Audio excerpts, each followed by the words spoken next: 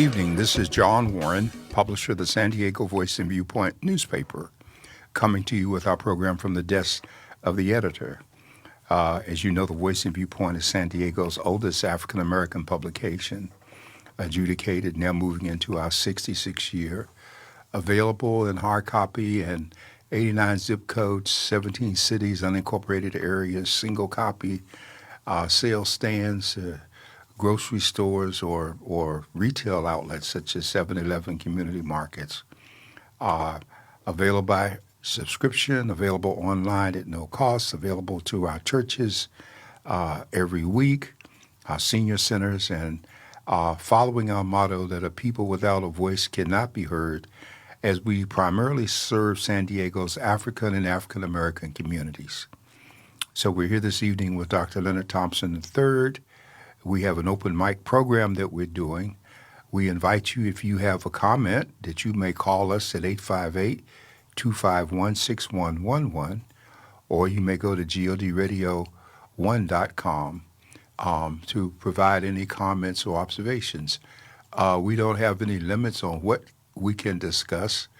We have a lot of issues confronting us, one of which is ICE moving into our community, and some conduct from San Diego Police. And so we're going to go into a couple of those things. Dr. Thompson. Well, like you said, Dr. Warren, so much is going on, not only in our communities, but around the country. And I'm yet to see how they're going to handle all the myriad of things that are coming on. And now they're telegraphing where they're going next. They're saying that the next city that we're going to go to is Memphis, Tennessee. And I'm wondering if that is going to be a detriment not only to their operation, but to the safety of everybody. Well, I'm going to have quite a bit to say about this evening in terms of the legality of what ICE is doing and how it's being done. But I want to focus on San Diego, if we can first, starting out. Okay. We had a situation where there was an incident, I believe, at 30th and Market. A gentleman had an altercation with someone. He did harm the person. The police were called. When the police arrived, he began to come out of his clothes, his shirt, his pants down to his underwear, his hands up in the air on video as it was being filmed, suggesting to the police that he was unarmed, even though he had caused injuries to the person that he had just had the altercation with. And so more police officers arrive. We see in the video about 4 officers have grabbed this individual, one for each leg, one for each arm. They're trying to push him to the ground, and the 5th officer comes up, reaches over the others, and punches the man in the face about 5 or 6 times. And this is very significant as far as we're concerned, because it shows that we haven't learned from Rodney King. We haven't learned from the other scenario, the young man that was a block from home when he was stopped and beat to death by the police. We still have open season. It appears that black people are the only ones that you don't need a license to hunt, and the season is perpetual. You know, for everything else, deer, rabbits, there are certain times you can hunt. The game commissioner will reinforce that to make sure that you don't do it beyond what you should. But it seems like for us, it's just open season, and it's whatever you can get away with. And so several problems with this issue by itself. First of all, to this day, the chief of police has not issued a statement about what happened. I'd like to remind people that the mayor is the boss of the chief of police. And the chief of police, as we saw with Landau, serves at the pleasure of the mayor. So the mayor really has the capacity to fire the chief of police if the chief of police is not dealing with the issues that are at hand. What we saw in this officer who was white beating on this man who seemed to be Latino was the continuation of a mentality that is not acceptable. I mean, I just can't think of why. There's no indication this officer was put on desk duty, suspended, AI investigation, People in the community filed complaints and went through the process, but nothing has happened yet. And so the community needs to rise up against that. Now, the second piece, Dr. Thompson, and I have to put these two things together, and it'll be clear for a reason. ICE today, I believe it was at 47th Street Trolley in their usual thing of rounding up people, grabbed a lady and manhandled her, threw her to the ground, grabbed another lady, pulling her by hair and face and mask and the whole thing.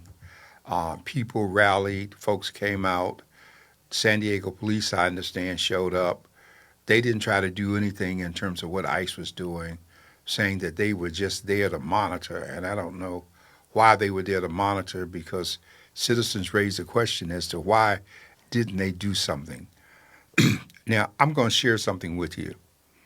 And I'm kind of disappointed that people who are in the law, who know the law, are not doing anything. Maybe they are in some other jurisdictions. But under Title 18 of the U.S. Code, Section 245, there are provisions that deal with the unlawful conduct of people with a badge operating under what is called the color of law. And under the color of law in sections 245, 246, all through this section, there are specific instances of things that can't be done in terms of interfering with people's constitutional rights. And it's very clear that the ICE officials are violating those rights at every encounter. First of all, they don't have probable cause. They don't have warrants. They don't tell people what they're being arrested for. And so when someone grabs you and interferes with your movement as an individual, that's kidnapping. And so they are kidnapping people publicly under the guise of law. And the federal statute says that this behavior is illegal. We know that the Department of Justice is controlled by Trump. We know that we have all kinds of cases pending. But there needs to be more litigation in terms of this conduct and this behavior in terms of what's going on. And so this is very important that the decision seems to be ongoing. We're going to grab whoever we want when we want. Kidnapping is a federal crime, as I recall. And so we do have a right to speak up. I believe that we're moving in the direction that citizens are going to start physically responding to what is being done. And that's going to create a bigger problem because the perpetrators are armed, combat gear, commando style, tear gas, guns, and bullets, and the whole bit. And I'm not sure where they find these people because there seems to be an absence of humanity with all of them. My concern, and I editorially addressed these issues this week, San Diego, you must get up out of your sleepy habit and start speaking up for other people, because if they come for them, in time they're going to come for you. Mm-hmm. And if you don't speak up, you are going to find there's nobody there for you. And we see in city after city across this country every week people demonstrating en masse. Here in San Diego, they demonstrate weekly out in Eastlake. I'm concerned that we have an absence of black people participating. I didn't say African Americans, I said black, because if you're African, as far as they're concerned, you know, you just another nigga and you just got a different accent. So, and it's taking that for some people to realize that you can't distinguish yourself just because your accent is different. They go by how you look. Mm-hmm. If you look like one of us, as far as they're concerned, you one of us. And so we have to deal with that.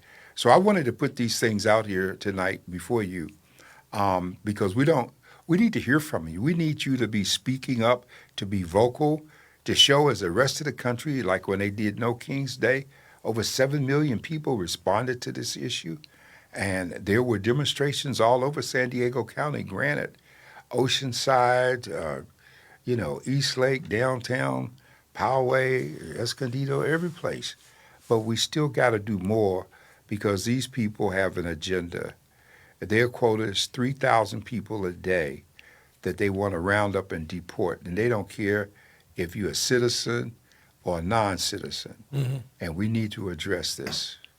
Well, one of the things about it, I think, Dr. Warren, with the gentleman who did injure somebody and the police were called, the question comes in, like you said, it is about the tactics that the police use.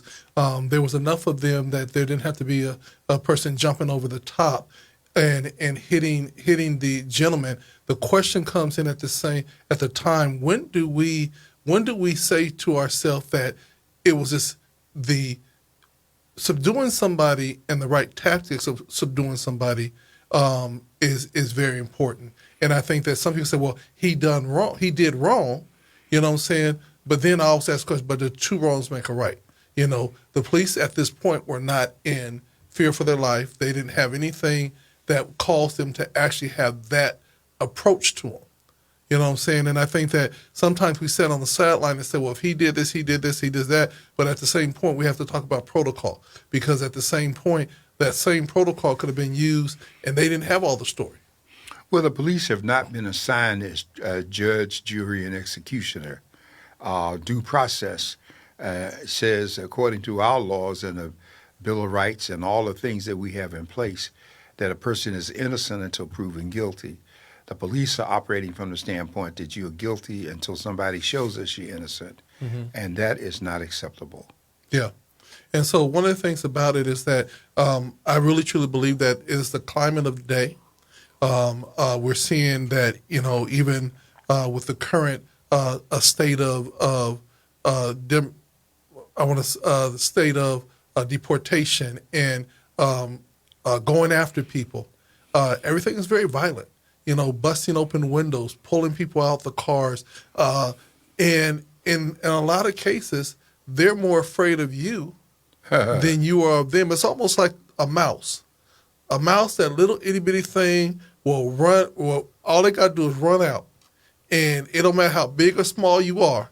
You know what I'm saying? If you see that thing run, all of a sudden you jump because you're not expecting it. You know, but again, the thing about it is that I'm very concerned that there's no humanity with how this is going about. No, there is no humanity. And, you know, silence gives consent. So if we don't speak up, we don't speak out, we don't say anything, it seems okay. But we should not have any police misconduct like we're talking about here. You know, we got this chief that everybody celebrated, and they were so glad he came, and he's been here, and his father was a policeman and all that. Well, you know, I don't see it when we still have the same kind of issues, and we don't have any signs of him speaking and doing what should be done in terms of addressing this. And I think we need to stop giving a pass. We need to call it like it is. We can't just wait until it's my house and now I'm going to ask everybody to come to my rescue. I've got to do something myself. Yeah.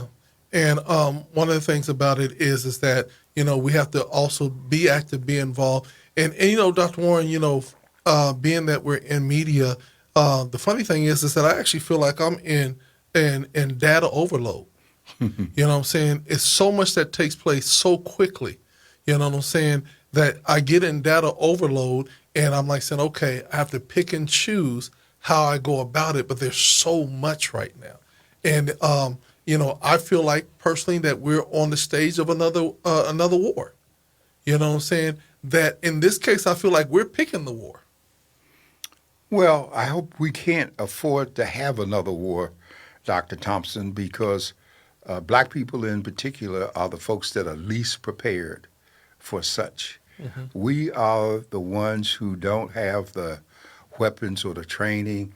Now, there are some people, you know, just like there's the NRA, there is a National Gun Owner Association of black folks, and they train and equip people. Without calling names, there's a group here in San Diego of black women who have spent the last at least 3 years in marksmanship training. in terms of handguns and rifles and the whole bit. And so all of this stuff is very real. Well, the one thing I'm glad of in the midst of this crisis that we have, and it might sound kind of sour, but it's important, that with all the mass shootings that we're having, the one thing my heart is out to the people who have losses and been shot, but I am so very glad that the shooters are not black. Because if the shooters had been black, we would already have open season with folks who are armed and looking for an excuse. They would be on the streets shooting our folks down on sight and calling it justifiable. And so these are the things that we really have to pay close attention to.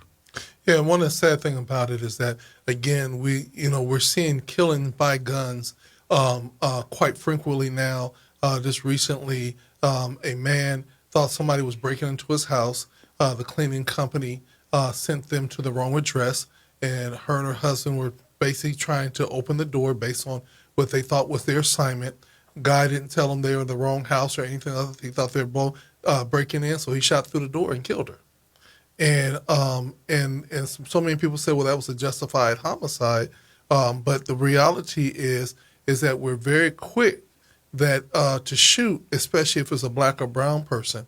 But we question or give the benefit of the doubt if it's not. Well, yeah, and it's an ongoing scenario. They give it all kinds of names, stand your ground, and the whole thing. But this whole notion in the law that your home is your castle and you have a right to defend it, a lot of people kind of misunderstand that. The law is very specific about excessive force. And are you using more force than necessary to solve the problem? This person could well end up being tried in terms of being guilty of negligent manslaughter because, how much of an issue was there with the people at the door? Mm-hmm. Okay, were they kicking the door? Were they banging the door? Mm-hmm. Did they act like they had a key to the door? Mm-hmm. Were they talking to each other? Yeah. Since when are you going to have a couple breaking into a house, coming through the front door? I mean, a lot of this will boil down to the prosecutors, the district attorney's office, deciding how to charge because they look at the actions that are involved in the commission of a crime, and then they look for how many things they can charge the person with in terms of violation. And that's why I pointed out the kidnapping angle, because when you interrupt the free flow and movement of a person and you don't have legal reason to do so, okay, then that's kidnapping, and then you got a federal crime. So we need to pay more attention to our rights and to the law and to the people who are out there misusing and mishandling the law, so that we are prepared to live long enough to strike back and not get emotional and end up getting killed in the process. Yeah. Well, let's do an update on the SNAP benefits and the reopening of the government. What can we expect now? Have the SNAP benefits been fully implemented? Are they riding the ship? Are people getting their back pay? And here's the big question: how was it that they were able to give some TSA agents in different places $10,000 bonuses for being consistent on their job? Well, I think you have to separate those things, Dr. Thompson. One of the things with the whole SNAP issue, complaints about having difficulty gearing the system up again, number one. In addition to that being an angle, how much do we get people making people requalify, saying that you can't bring the system back online without losing folks. So if you got to reapply again, then that's going to take time. Meanwhile, people are going hungry. I like to remind people something about the Republicans in terms of government and how they handle money. First of all, as a taxpayer, as a matter of public policy, you have a right to the dollars back in services and programs because you pay taxes. So that's the right. It's not charity to us. When this system is giving money or feeding the poor, okay, then it's considered welfare. But when it's giving subsidies to the rich, then it's called subsidies. We got a farmer with a rancher with 10,000 acres of government land owned by the Bureau of Land Management in Wyoming. All right? He has a lease agreement for 50 years with the federal government to pay the government $20 or $1 a year for 50 years to use that land. You don't have to pay taxes on it. You're free to graze on it. And that's a handout. How do we distinguish that from welfare, okay? Mm-hmm. So these are the kinds of things that we have going on, and we have to understand how it's working beyond our own interests and needs. Right here in San Diego County, I use this example. Everybody knows basically where Plaza Bonita is. Mm-hmm. Right behind Plaza Bonita off of 805, there's a ranch. And this ranch caters to people who are participants in dressage, which is a formal, fancy horse shows, horse jumping, and all those things. Mm-hmm. The land that ranch is on belongs to the county. It has a house on it for a residence. It also has a number of stalls that can be rented out. Mm-hmm. $400, $500, $600 a month, depending on whether the people come to feed their animals or the cleaning and upkeep is provided by the people who have the lease on the land. Mm-hmm. So they're making money off of this thing, and the amount of rent that they might be paying for, I remember the last time it came up for renewal, the amount of rent that was being paid on the house and the ranch was something like maybe $2,000 a month, mm-hmm. $2,500 or whatever, okay? That's profiting because you're not paying any property taxes. That's profiting, okay? Exactly. And so public policy allows these things to happen, but we don't take the time to do the homework so that we can participate. And that's my concern. You know, the scripture says, my people perish for a lack of knowledge. And if we don't know with all the information that's available, it's because we're not applying ourselves but beyond what we should be. I always now, every chance I get, mention my 3 E's. Exposure, expands, expectation. Mm-hmm. And when we're exposed to more, we can expect more and we can get more. But we got to move beyond being comfortable and just in survival mode with where we are. And so this is important. And I know I'm kind of preaching to the choir. Some people have heard me say some of these things before, but I think that we need to say it until people start acting on it. Yes, and so, we talked about, trying to recalibrate and get, the different benefits back and things of that nature. I still am trying to find out if we had a closure, money is tight and everything else, where did the $10,000 come from to give all these people bonuses and the TSA? I don't know, because the government, the way the system works, Trump as the chief executive officer of the government, with the powers that he has, granted under, I think in his case, it's Article 2, the judiciary is Article 3, Article 2 is executive power. And he's got the Office of Management and Budget being run by the guy who dreamed up and created Project 2025. Mm-hmm. So he's got monies, you done fired people, and you done moved people around. All of those things create surplus funds.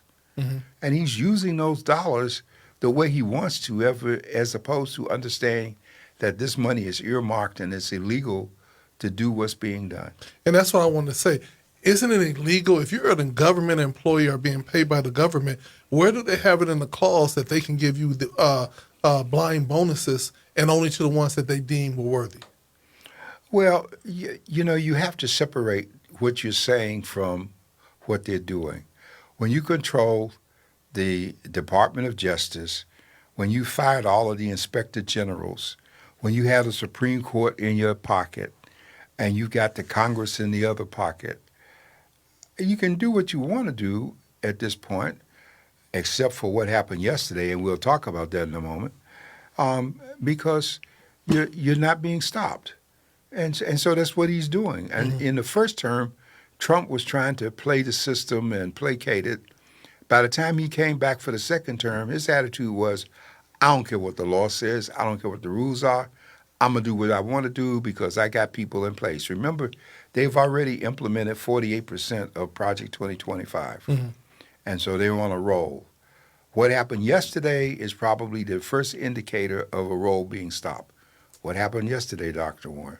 What happened yesterday was that the discharge petition, which brought to the floor of the House the bill calling for the release of the Epstein files, ended up passing the House 429 or whatever it is, with one vote abstaining, which Trump saw the vote coming, and even though he had been in opposition to releasing the papers, he did what any smart person would do in a leadership role. He jumped on the side of the role that was coming, and therefore it didn't look like that he was abandoned by all his troops. And he signed the bill this afternoon in privacy without the cameras being there and the whole bit. And so, but it shows that evidently these women brought enough pressure across the country for even the Republicans to realize, after this election we just had and what you're doing now, you cannot win unless you change. So Marjorie Taylor Greene changes, and this other guy does, and then Trump calls her, now she's Marjorie Trader Greene, okay? But the rest of them are going to have to position themselves, because the Democrats in the House and Senate are saying that when this presidency is over, you will be held accountable for what you did and what you're doing, and you don't have anywhere to run. And that should be very sobering, and that might be why so many votes were there. And we had the unique experience of a unanimous consent in the Senate, which all it would have taken was just one person. If the one person who didn't vote in the House had been the one objecting vote in the Senate, the unanimous consent would have failed. And they would have been into the debate and all other stuff they wanted to do. I don't think they're going to still get what they want in terms of the materials, because I think even as the passage is taking place, Pam Bondi already has announced the next new strategy. We found new evidence, and if there's new evidence in terms of an ongoing investigation, then that's the legal grounds for not sharing information. And that's why one of the members of the Senate has said if it doesn't come off the way it's supposed to, he's going to get on the floor of the Senate and read the names that everybody wants to hear. So I think we're not there yet. We got a lot that's going on with this. Do you think if he would start reading the names that they would censure him or stop him from talking, or could they stop him from talking? Not really. You know, we had the question come up about the filibuster a few days ago. And the filibuster is, this is the way the Congress works. If you ever saw the old movie Mr. Smith Goes to Washington, then you get an idea. A person can get on the floor of the House and they can start talking, and they don't necessarily have to yield when they are asked to do so. And so if they don't yield, they can talk as long as they want to. In order to stop them, one needs 60 votes to cut off the filibuster. And when the mood is to block something by either having someone talk, like Cory Booker did when he talked for over 25 hours, breaking Strom Thurmond's record, which he set in 1957 when he was voting against the Civil Rights Act. then we have a situation where the other side is if at least 41 members of the Senate say that they're not going to speak up against the filibuster, that becomes a silent filibuster because if you got 41, then you can't get 60. Mm-hmm. You can only get 59, and it takes 60 to make the break. And so these rules get to be very important in terms of how the House and the Senate functions.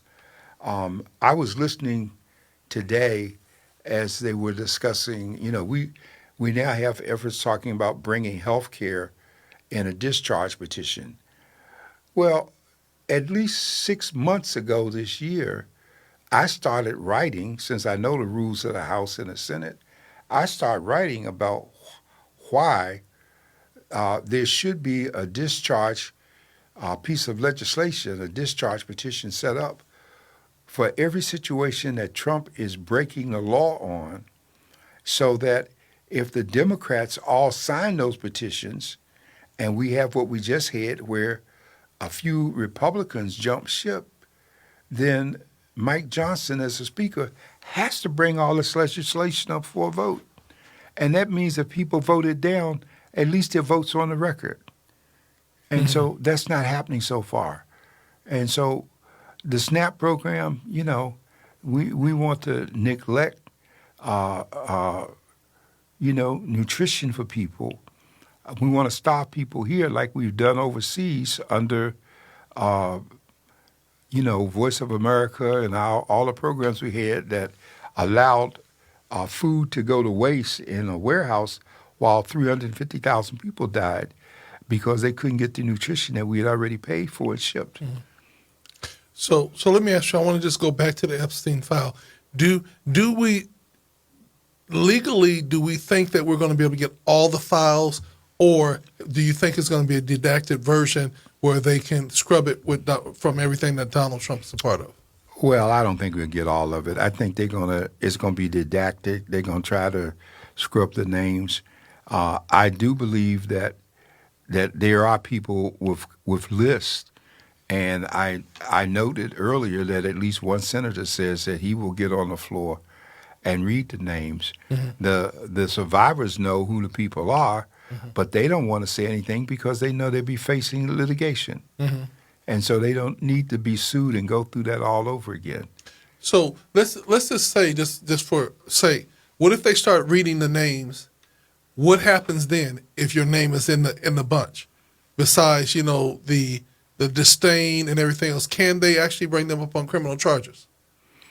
Well, because is there a statute of limitation? No, you got a loaded question here, Dr. Thompson, and here's why the question is loaded. First of all, if names are read and they're read in the context of specific activity that was criminal, i.e., a pedophile or violation of a minor, then those things can be referred for action. They can be referred to state in which it happened. So we saw what happened when all of these cases against Epstein was filed in Florida, and he went to jail. They were bringing his food to his cell, and he was going out to run his businesses and coming in at night to sleep and stuff. So, he had hotel service. Mm-hmm. And so that it's going to take the discussion to really rev it up to where it should be. But yes, I don't believe a statute of limitation applies at this point because there's some rules about when the statute tolls, and the word tolls in reference to a statute of limitation issue means when the statute is suspended, if you will. So the time is going on, but the claim is not aging because it's frozen, either ongoing investigation, litigation, or whatever. Okay. So basically, the story is yet to be told, how it's going to be told. How soon do you think these papers are going to actually come to light? Well, the statute said 30 days, but I don't see it happening. I think that within this 30-day period, there's going to be a major effort to water dilute and circumvent what's taking place. And it's going to be the American people rising up, demanding even stronger the release of what's already been voted on, that's going to make a difference. So the Crown Prince was in D.C., and there's all these great so-called deals being made with the Crown Prince, giving them war weapons, and the Trump empire is growing and getting all these things. How is that not a conflict of interest? Well, everything Trump does is a conflict of interest. I mean, his son-in-law is making billions with with the Saudis, and they're building hotels, and the guy is over the Bitcoins. They just pardoned him so that he could get out of jail and do even more stuff. And there's some dangers in what Trump is trying to do. He's sitting there with MBS, Mohammed bin Salman, the heir to the Saudi kingdom. Everything suggests that he was the one that gave the order to kill Khashoggi, the Washington Post journalist, who went into an embassy and never came out. And the TV cameras caught a group of men going in there after he went in, which were later identified as a kill squad from the prince. And later these people came out carrying these suitcases, and it is understood or believed that the man was murdered and dismembered and carried out in pieces. And if you did this to a citizen of any other country, the people would be up in arms. Here, Trump spoke up. He didn't want the press even asking questions of MBS about what was going on.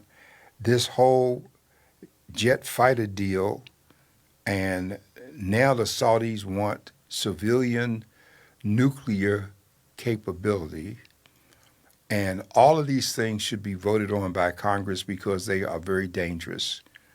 Because if we give these planes to the Saudis and they break with us and end up in bed with the Russians and the Chinese, then all the technology we've given them will go wherever they want to send it, and we won't have anything to say about it. And so this is not a good idea.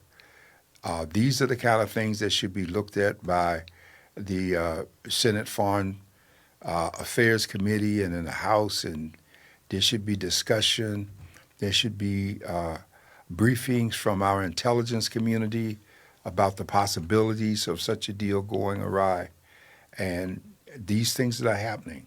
This is the same as what Trump did in Mar-a-Lago when he had all of those confidential files there, in the bathroom, and people have access and just looking at everything. You see the comment up there by Miss West? And you see there it says, What'd she say? All the Saudi deals. I can't read it.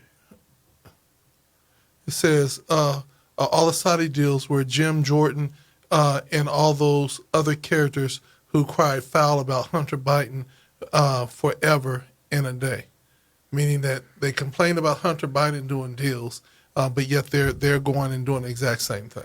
Oh yeah, it's all right for them to do the deal, and the deal is a big deal that they're doing, and you notice how Trump is in bed with that whole Arabic community because remember. This airplane that Qatar gave him, is not his. Under the emolument clause, whatever gifts are given to the person who is in the presidency or an ambassador, those things belong to the United States. They don't belong to the individual. I mean, some individuals have tried to buy the things that they wanted from the government in terms of retention. But this is, we all know who Jim Jordan is. Jim Jordan is crazy. He's a Republican, and he got what he wanted. They made him chairman of the Judiciary Committee. giving the committee a bad name behind people like Manny Sellers of New York, who really did something with it. And so these are the things that we have, and the whole Trump idea is to get us so worked up and so overloaded with so many things that now we got to stop to see, are we going to eat? Can we pay our insurance? Are we going to have a place to live? Here in San Diego, the Housing Commission is facing cuts, which is going to have an impact on people with vouchers. And we got to make some decisions. We'll be in discussion to get more insight into how that's working and how we're going to be impacted. People having to choose between health care, food, and shelter. And all of this is very real. Yes. And so someone just said here, and that's the foolishness of this current administration, empowering those who secretly hate this country to supply with weapons that will one day be used against this country. Well, we can't do it. And to the caller, I'm on the air, and we can't have a conversation right now. You got to call back. Say again what you just said, Dr. Thompson. Basically, they said, and that's the foolishness of this current administration, empowering those who secretly hate this country to supply with weapons that they will one day use against this country. It could happen that way, and it very well. That's part of the reserve thing we don't have. But let me just say, Dr. Thompson, I think that call was from one of our officers who's been a very strong supporter of the community. And might give them the number that they can call in, because I can't take it on this while we're doing the program. Well, we can call. If you're trying to call in to be a part of this conversation, you can call in at 858-251-6111. Again, 858-251-6111. Yeah. Yes. Yes. And so moving forward, we have to just be very mindful that it seems like there's an unraveling of us as a nation. We have our warships poised to do some type of, I would just say, war tactics against Venezuela, and they're continuing to blow boats out the water. And yet and still, they're blowing the boats out the water, but we're not seeing any evidence that they were carrying anything. Well, that whole action against Venezuela is illegal, first and foremost. We have not declared war. They have not done anything to allow them to be designated a criminal combatant, which is a term that's being used by the Trump people to justify the attacks. He's talking about sending troops into Venezuela. The drugs might be shipped there, but the drugs come from China. Okay, fentanyl comes out of China. All of that is from China going to the south. And so it's a false assumption, but it's another thing that's being done as a distraction, just like the shipping people to imprisonment in other nations to make us focus on those things rather than all the rest of what's going on. The efforts underway to build new detention centers, like in a small community up in Oregon, where you figure won't nobody know. You already had the one they tried to build in Florida shut down by the federal courts, so that couldn't fly.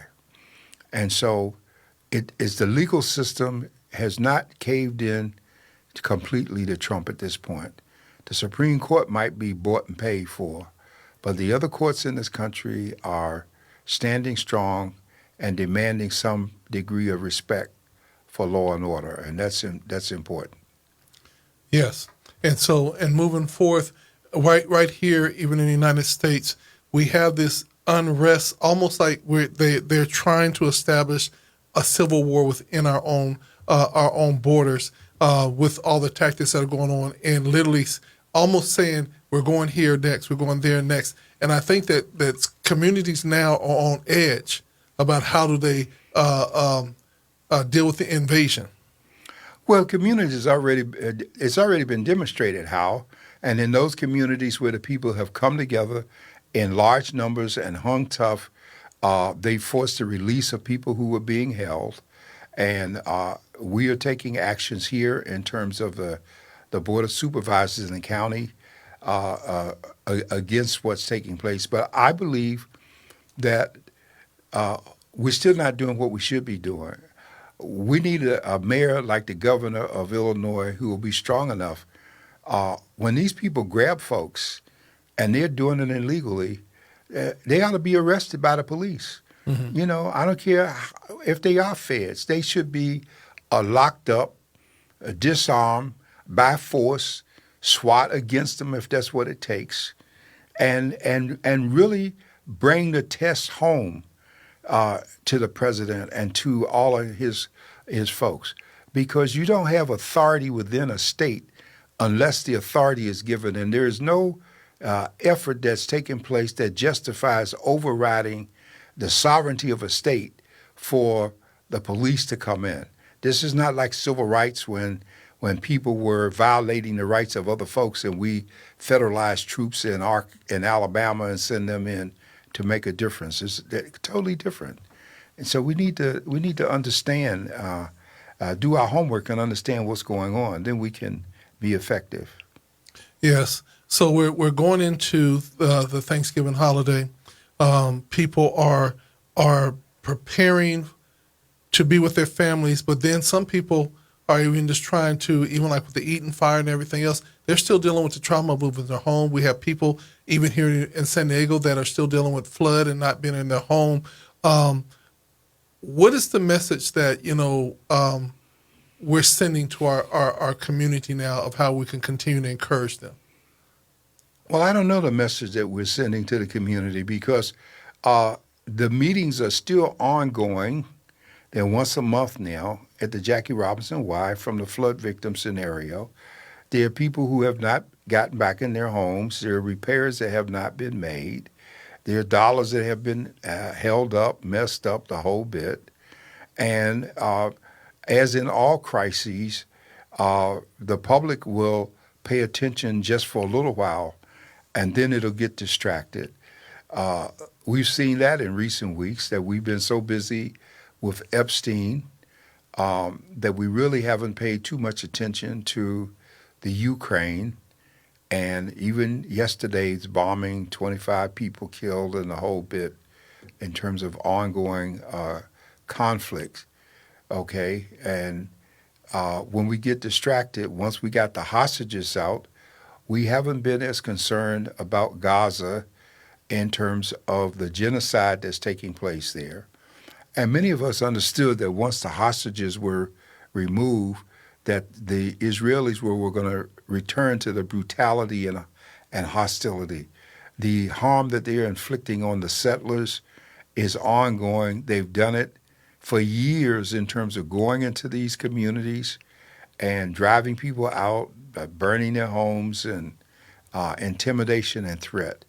And Benjamin Netanyahu, president of Israel, prime minister, he must keep a conflict going, because without a conflict, the case against him is going to catch up and he's going to go to jail. And so you got people that have reasons for keeping the game, and the reasons have nothing to do with the welfare and well-being of the masses. It all represents a manipulation for individual or personal concern. Yeah. And this, and again, so much is just happening around the nation, and it's a time where you said that we need to be vigilant, we need to be prayerful, but more than anything else, we have to be, and not more than anything else, because prayerful is the more than, but we need to get engaged. And like Ms. West said today, is that we don't even have the privilege of being overwhelmed with everything. Is a part of what we have to do. Because if we're not engaged, if we're not, she said, but we have to remain vigilant. We have no other choice. And so with all the things that are going on and with all the news and everything that's coming out, we literally have to continue to dissect this and stay plugged in. And that's why it's important to connect with the Voice and Viewpoint and Trusted Messenger. So, Doc, I got to ask you this question: What's the editorial about this week? This week's editorial is about the unlawful conduct of law enforcement officers operating under the color of law, which I mentioned earlier. And I tried to keep it in layman's terms so that people can understand what the problem is, because the two situations that I cited that took place here in San Diego, even though one is by the feds and another is local police, they both represent actions against the community. And there are people in the community who really believe that we should be moving in the direction of making citizens arrests, a citizen's arrest of the ICE folks. And that's interesting because under federal statutes and local police statutes, they have a scenario, and we've seen it play out here in our community many times, that when the police wrongfully seek to handle a person and you offer any resistance that amounts to either touching the officer or pushing back, then you end up being charged with assault on that officer, which is a very wrong term to use, because in order for a person to be insulted, they have to be put in fear of immediate harm or danger to the person. The touching of the officer is really a battery, which is the intentional touching of the person of another without permission. And so lay people don't know all of this stuff, and the people who do know, they're not paying attention. I think sometimes, and this was going to rouse some people, we have some really great folks in San Diego. We have some great men and women who are members of the Greek community, but sometimes they don't speak out as much as they should. I'm going to just put it that way. And we are in a time where we need to have more speaking out. And I'm going to make another observation, too. You know, there was a time 35, 40 years ago, people in the community were still going through the problems they have today: housing, discrimination, food, health care, all of these things.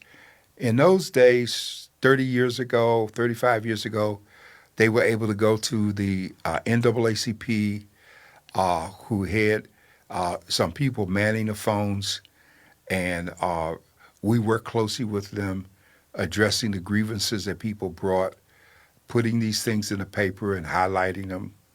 The Urban League was involved as well in terms of championing the cause of folks. You know, all due respects, these people are not doing those things anymore. Mm-hmm. They're not recognized as being on that front line. The Earl B. Gilliam Bar Association, you know, they can have their little legal school to help people with small things, but they're not doing anything along the level of what Thurgood Marshall talked about. Mm-hmm. Okay, and I remember Justice Marshall and the attitude since he came out of Howard. He would come back to visit Howard. He always raised the question. He says, you know, what are you doing when you leave here? You know, 40 years ago, when I finished law school, there were no more than 5,000 black attorneys practicing in this country collectively, and about 250,000 white attorneys. And from that point before and even to this day, so many times the best and the brightest get picked up by the firms. They get overworked trying to get a partnership and associate position. And by the time they burn them out and they get there, they aren't doing or really haven't done anything back toward the community. They haven't given back pro bono in terms of helping the community. And so this is a problem that we have. You can't bring a discrimination lawsuit today because if you're talking discrimination, you're really wasting your time. And why? Because, we still have the EEOC. I was there when we created it. But what has happened Dr. Thompson, is that the federal government has put the burden of proof now on the victim, on the plaintiff rather than on the victim. Yeah. And so therefore, people can bring a case, but it's not likely anything to happen. I tell folks, if you're black, for instance, and you think you have a discrimination case in employment, don't take it to the EEOC. You're going to get tied up in that administrative paper BS for the longest period of time. What you need to do is what white people do. They file unfair labor practice complaints. And an unfair labor practice issue, which can come out to be the same as a discrimination issue, it's got a different title, different things, and you get different results. These are some of the benefits if we talk to each other, if we come together and in information sessions, we can be educated as to what our options are. Unfortunately, too many of our young people nowadays, they don't want to hear about yesterday. They don't want to hear anything that happened before.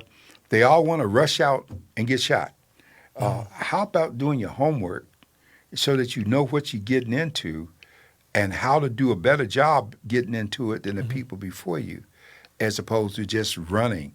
The problems are going to be with us, okay? And Thomas Jefferson, with all his racism, the one thing he said that's so true is eternal vigilance is the price of freedom. And we got to come off a recess. Yes.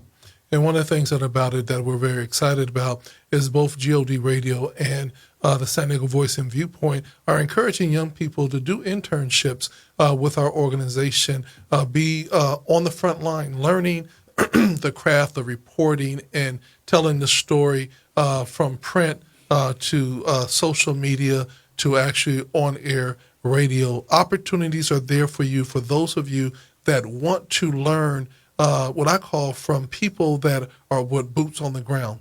And so one of the things, Dr. Warren, I always hear people say, will you be a mentor to me? And many times I said, are you sure that you want that? Because it comes with a commitment and it comes with work. And so a lot of times people want the advice, but they don't want the work that comes along with the advice. And so I always tell people, look, you got to put boots on the ground. If you want mentorship, it's not going to be by you sitting in my office. It's going to be about you doing.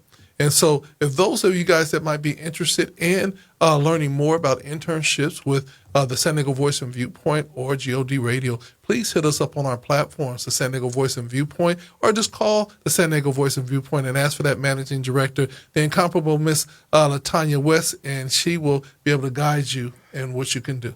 And Miss West is a believer, and I always have to remind her that I know there's some good young people and good things are being done.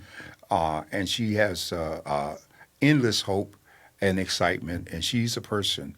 Don't be trying to do an internship with me because, you know, that might lead to bad health and all kinds of stuff. Because the older I get, the less patience I have with people who don't have a fire in their gut that really want stuff, you know. Well, the one thing that we know, Dr. Warren, you know how they say, if you can make it here, you can make it anywhere. I tell people all the time, if you can make it at the Voice and Viewpoint and Dr. Warren gives you a thumbs up, you can go anywhere in the world and get a job because you have been trained and you have been trained by the best. And so I tell people, don't get afraid of the bark. Get in there and and learn from one of the best people that are in the game. And so I laugh at it, but the bottom line is I see these young people, when they get to know you and around you, they'll just sit up there, what you doing next? We want to talk about this. Because of the fact is, a lot of times, if young people and people in general just slow down, they'll see the benefits. You know what I'm saying? And so a part of learning is slowing down enough to hear. You know what I'm saying? And you're not going to always hear it the way you want to hear it, but if you listen, you will hear it. And so you'll have that reciprocal teaching and that dual learning. And in the end, y'all can say what y'all want to say about Dr. Warren. Dr. Warren is texting, tweeting, all the good stuff that he said he couldn't do. He could do now. And I learned. Oh, yeah. Yeah. And so that's the fun thing about it. And so we just want to encourage you all that as being in the community, we still have the hope and the dream to continue to build legacy with you young people and for our community. And so stay tuned. We got some more good stuff. Voice and Viewpoint got some more good stuff. Get ready to happen, Doc. That's what Miss West says. She says, "Stay tuned," and she nobody works. She works harder than I work, and she's more diligent. And so those are the kind of factors that make a difference. I volunteered and did all kinds of work to get where I needed to get.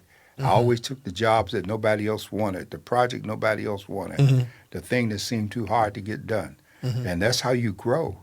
Yeah. And you can't be afraid. And so I'm excited that we still have a chance to pass on and teach some.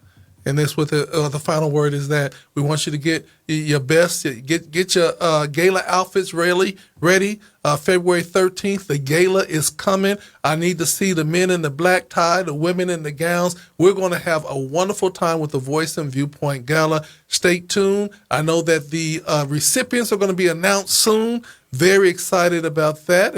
And tickets are now available on Eventbrite. Yes. And we're encouraging you to get your seats early. Because when it's shut down, it's shut down. And there won't be no, I know somebody and can you get me in? Nope. Exactly. Get it early. And thank you for being with us this evening. Y'all be blessed. This is From the Desk of the Editor with Dr. John Warren right here on GODRadio1.com. Have a good evening.